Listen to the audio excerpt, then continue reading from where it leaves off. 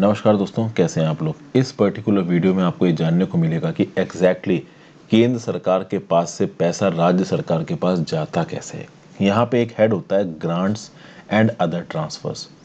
आपको अक्सर कर एक कन्फ्यूज़न होगा कि भाई ग्रांट्स और अदर ट्रांसफर्स और ये जो आपका डेवोल्यूशन होता है, जो कि राज्य का शेयर होता है ओवरऑल टैक्सेस में से, वो पैसा कैसे जाता है राज्य की सरकारों के पास और फाइनेंस कमीशन किस हिसाब से रिकमेंडेशन करता है। इस पूरी चीज़ में हम लोग क्या क्या देखेंगे कि फाइनेंस कमीशन ग्रांट्स क्या होते हैं, इसके सब हेड्स क्या हैं, अदर ट्रांसफर्स टू स्टेट्स क्या हैं और ये न्यूज़ में क्यों है। न्यूज़ में इसलिए है जो कि आज के ही करंट अफेयर्स में मैंने आपको पढ़ाया है कि department of expenditure, ministry of finance ने सेकेंड मंथली इंस्टॉलमेंट रिलीज़ कर दी है। किसकी? Post devolution revenue deficit grant की। कितनी रिलीज़ की गई है? मई के महीने में 9,871 करोड़ रुपए। 17 स्टेट्स को ये ग्रांट रिलीज़ की गई है। तो टोटल 2 ग्रांट्स अब तक रिलीज़ की गई हैं। कितना रुपया रिलीज़ किया गया? 19,742 करोड़। कौन से हेड के अंदर? Post devolution revenue deficit head के अंदर। 17 स्टेट्स कौन कौन से हैं, नाम यहाँ लिखे हुए हैं, आप पढ़ के देख सकते हो। ये जो post devolution revenue deficit grant दी जाती है, इसका कोई कॉन्स्टिट्यूशनल वैलिडिटी है? तो जी हाँ, आर्टिकल 275 ऑफ द कॉन्स्टिट्यूशन। और पैसा कितना देना है ये कौन रिकमेंड करता है? तो फाइनेंस कमीशन रिकमेंड करता है। तो एंड में आपका कौन प्ले में आ गया? एंड में आपका प्ले में आ गया फाइनेंस कमीशन।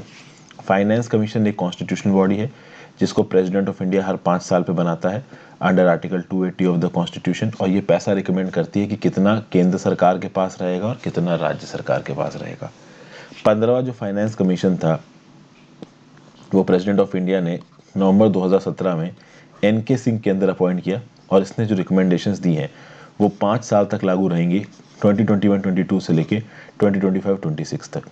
और जो ट्रांसफर्स किए जा रहे हैं, जो ग्रांट्स अभी बात की जा रही है, वो है finance commission grants and transverse. अब हम समझते हैं कि एक्चुअली में पैसा जाता कैसे स्टेट के पास। ये जो 5 साल का पीरियड है जिसके लिए एनके सिंह कमेटी ने भी रिकमेंडेशन दी है, इसमें gross tax revenue finance commission ने कितने प्रेडिक्ट किए हैं? लगभग 135.2 ट्रिलियन रुपीस। अब समझिए बात को। 5 साल के लिए रिकमेंडेशन दे रही है एनके सिंह की कमेटी। उसमें ये लोग टैक्स प्रिडिक्ट कर रहे हैं। हो सकता है टैक्स ज़्यादा हो जाए, कम हो जाए, तो उसमें परसेंटेज फिक्स है, कितना परसेंटेज आपको देना है। तो अभी के लिए अगर फाइनेंस कमीशन ने ये एज्यूम किया कि 135.2 ट्रिलियन रुपीस टैक्स में आ रहा है, तो इसमें डिविजिबल पूल कितना होगा? आपको पता है, सेस, सरचार्ज और कॉस्ट ऑफ कलेक्शन, ये आप इस 135.2 ट्रिलियन रुपीस में से काट दोगे। क्योंकि सेस और सरचार्ज पूरी तरीके से केंद्र की सरकार के पास जाते हैं, राज्य की सरकार के पास नहीं जाते। और कॉस्ट ऑफ कलेक्शन क्या है? तो भाई आपने इतने income tax inspector, custom inspector, आप आईआरएस में जाओगे तो assistant commissioner, deputy commissioner, commissioner, इनकी तनख्वाह दोगे। ये जो ऑनलाइन सॉफ्टवेयर चला रहे हो उसमें खर्चा होता है। तो कॉस्ट ऑफ कलेक्शन भी भाई कहीं ना कहीं वो तो खर्चा ही है ना। तो कॉस्ट ऑफ कलेक्शन हटा दो, सेस सरचार्ज केंद्र सरकार के पास चला गया। तो ये सब चीज़ें हटा दोगे तो 135.2 ट्रिलियन रुपीज़ में से कितना बचेगा? 130 ट्रिलियन रुपीज़ बचेगा, 103। और ये पूरे 5 साल का शेयर है, समझ गए। अभी इस 103 ट्रिलियन रुपीज़ में से 41% जाना है स्टेट गवर्नमेंट के पास, चूंकि इस बार सरकार ने 42% की बजाय 41% रिकमेंड किया है शेयर करने को। क्यों 1% क्यों किया है स्टेट्स के लिए? चूंकि जम्मू एंड कश्मीर अब एक स्टेट नहीं रहा है, 2 भागों में टूट गया है, यूनियन टेरिटरी ऑफ कश्मीर और यूनियन टेरिटरी ऑफ लद्दाख। और यूनियन टेरिटरी ऑफ कश्मीर और लद्दाख के खर्चे सीधे केंद्र सरकार करेगी, तो केंद्र सरकार को थोड़ा पैसा ज़्यादा देना है। इसलिए सेंटर को जो पहले पैसा 42% देना था, अब वो 41% कर दिया है।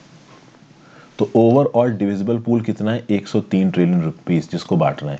इस 103 ट्रिलियन रुपीस में से 41% जाना स्टेट्स के पास, यानी कितना गया? 42.2 ट्रिलियन रुपीस। मतलब 42.2 ट्रिलियन रुपीस 2021 से लेकर 26 टाइम पीरियड में 5 सालों में स्टेट को दिया जाएगा। लेकिन रुकिए, ये टैक्सेस का डेवोल्यूशन है। तो क्या केवल 42.2 ट्रिलियन रुपीस केंद्र सरकार के द्वारा राज्य सरकार को दिया जाएगा?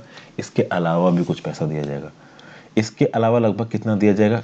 10.33 ट्रिलियन रुपीस। और ये क्या है? ये है भाई ग्रांट। इसमें टोटल ग्रांट्स आ जाती हैं आपकी 10.33 ट्रिलियन की। तो यहाँ पे जो मैंने आपको एक हेड बताया था ना, finance commission grants and other transfers, ये जो finance commission grants and other transfers हैं, यही है ये 10.33 ट्रिलियन रुपीस। इसका इस 42.2 से कोई लेना देना नहीं है। तो अगर आप इस हिसाब से देखो तो ओवरऑल डिविजिबल पूल का कितना पैसा दे रही है केंद्र सरकार राज्य सरकारों को? 42.2 ट्रिलियन रुपीस तो 41% के हिसाब से दे रही है। उसके अलावा फाइनेंस कमीशन ने रिकमेंड किया है कि भाई 10.33 ट्रिलियन आप एज अ ग्रांट दो। तो ओवरऑल 42.2 ट्रिलियन प्लस 10.33 ट्रिलियन तो कितना हो गया 52.53 ट्रिलियन रुपीस, जो कि लगभग 103 ट्रिलियन रुपीस का 50.9% है। तो आप कह सकते हो कि डिविजिबल पूल का 50% से ज़्यादा यहाँ पे केंद्र सरकार किसको दे रही है, राज्य की सरकारों को। तो वो जो टैक्सेस हम लोग देखते थे ना कि भाई टैक्सेस 41% हो रहे हैं, वो केवल टैक्सेस का डेवल्यूशन है। उसके अलावा कुछ और ग्रांट केंद्र की सरकार राज्य की सरकारों को देती है। तो डिविजिबल पूल का 50% से ज़्यादा। और अगर आप ओवरऑल कलेक्शन देखो, जो कि यहाँ पे एज्यूम किया जा रहा है 135.2 ट्रिलियन, तो 135.2 ट्रिलियन का लमसम 34% यहाँ पे केंद्र की सरकार राज्य सरकार को दे रही है। तो ऐसा नहीं है कि केंद्र की सरकार राज्य सरकार को कुछ नहीं दे रही। मतलब ये जो कमीशन के चेयरमैन है ना NK सिंह साहब, इन्होंने कहीं ना कहीं बैलेंसिंग एक्ट किया है और इन्होंने ये बोला है कि अगर आप केवल डिविजिबल पूल को देखो जो कि 103 ट्रिलियन निकल के आ रहा है, तो उसमें तो ऑलमोस्ट 50-50 का परसेंट का डिस्ट्रीब्यूशन हुआ है। लगभग 51% तो स्टेट्स के पास जा रहा है अगर आप ग्रांट मिला दो, और 49% सेंटर के पास रह रहा है।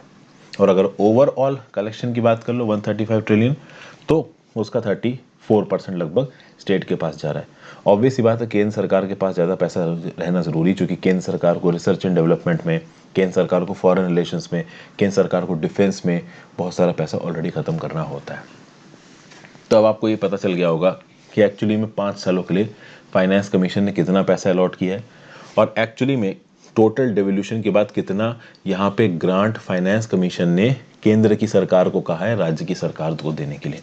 और आप तक ये भी समझ गए होंगे कि जो फिगर मैंने आपको बताए हैं 135, 103, 42.2, 10.33 ये टेंटेटिव है।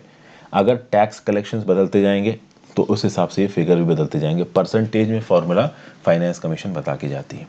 अब ये जो 10.33 के ग्रांट जा रहे हैं, 10.33 ट्रिलियन रुपीस के जो ग्रांट जा रहे हैं, ये कौन कौन से हेड्स में जाते हैं? तो इसमें एक तो है performance based incentives and grants to state, जिसमें पहला आता है सोशल सेक्टर, जिसमें हेल्थ और एजुकेशन होता है। दूसरा आता है रूरल इकोनॉमी, यानी एग्रीकल्चर और मेंटेनेंस ऑफ रूरल रोड्स के लिए पैसा दिया जाता है। तीसरा आता है गवर्नेंस और एडमिनिस्ट्रेटिव रिफॉर्म्स के बेसिस पे ग्रांट देना। चौथा आता है परफॉर्मेंस बेस्ड इंसेंटिव सिस्टम, कि भाई स्टेट्स जिस हिसाब से परफॉर्मेंस कर रही है उस हिसाब से ज़्यादा अच्छी परफॉर्मिंग स्टेट को ज़्यादा पैसा दे दो, कम परफॉर्मिंग स्टेट को थोड़ा कम पैसा दो। तो एक तो ग्रांट दी जाती है आपकी performance based incentive and grant to states के अंदर। दूसरा भाई 4 सब हेड्स भी हैं यहाँ पे ग्रांट देने की। कौन कौन से? Grant for rural local bodies, grant for urban local bodies, assistant to state disaster ये रिलीफ फंड, और चौथा हेड है आपका post devolution revenue deficit grant. अभी इसी post devolution revenue deficit grant को अभी न्यूज़ में हमने डिस्कस किया।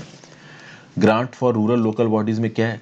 तो भाई ग्राम पंचायत को सीधे सीधे कुछ पैसा देना है। फाइनेंस कमीशन रिकमेंडेशन देती है कि भाई यूनियन बजट में से कितना पैसा ग्राम पंचायत को जाएगा, मतलब रूरल लोकल बॉडीज़ को जाएगा, कितना पैसा अर्बन लोकल बॉडीज़ को जाएगा, कितना पैसा स्टेट डिजास्टर रिस्पॉन्स फंड में जाएगा, और कितना पैसा post devolution revenue deficit grant में जाएगा। मैं आपको बता दूं, जितना भी ग्रांट यूनियन बजट के हिसाब से केंद्र की सरकार राज्य सरकार को देती है, उसमें से ऑलमोस्ट आधा ग्रांट विलेज लोकल बॉडीज यानी पंचायत के पास जाता है। उसके बाद अगर किसी के पास सबसे ज़्यादा ग्रांट जाती है तो वो है post devolution revenue deficit grant. Post devolution revenue deficit grant क्या होती है? रेवेन्यू में डेफिसिट आ रही है अगर राज्य की सरकार में, राज्य की सरकार को डेली मर्रा पे बहुत से खर्चे करने होते हैं। तो कल की डेट में अगर आप PCS ऑफिसर बनते हो तो हर महीने राज्य की सरकार आपको तनख्वाह देगी। स्टेट में जो हाई कोर्ट है उसके जज को राज्य की सरकार तनख्वाह देती है। फिर राज्य की सरकार को और भी बहुत छोटे मोटे काम होते हैं जिसमें डेली मर्रा का उनका खर्चा होता है। तो रेवेन्यू खर्चे, कैपिटल खर्चे नहीं। तो राज्य की सरकार कहीं हॉस्पिटल खुलवा रही है, कोई स्टेडियम बनवा रही है, उसमें जो खर्चा है वो कैपिटल में आएगा। लेकिन डेली मर्रा खर्चा करना है तो राज्य की सरकार का सचिवालय चलाने के लिए बिजली का बिल, तो रेवेन्यू खर्चा है। तो इस प्रकार के खर्चों में अगर राज्य सरकार के पास पैसों की कमी पड़ जाती है तो उस रिस्पेक्ट में हर महीने केंद्र की सरकार राज्य की सरकार को कुछ पैसा देती है, और वो होता है post devolution revenue deficit grants. और इसके लिए हर महीने पैसा रिलीज होता है केंद्र की सरकार की तरफ से राज्य की सरकार को, और किस हिसाब से कितना रिलीज करना है ये फाइनेंस कमीशन बता के जाता है। तो एनके सिंह साहब बता के गए कि भाई इस post devolution revenue deficit grant के अंदर आपको इतना देना है, अर्बन लोकल बॉडी को इतना देना है, रूरल लोकल बॉडी को इतना देना है, एसडीआरएफ को इतना देना है।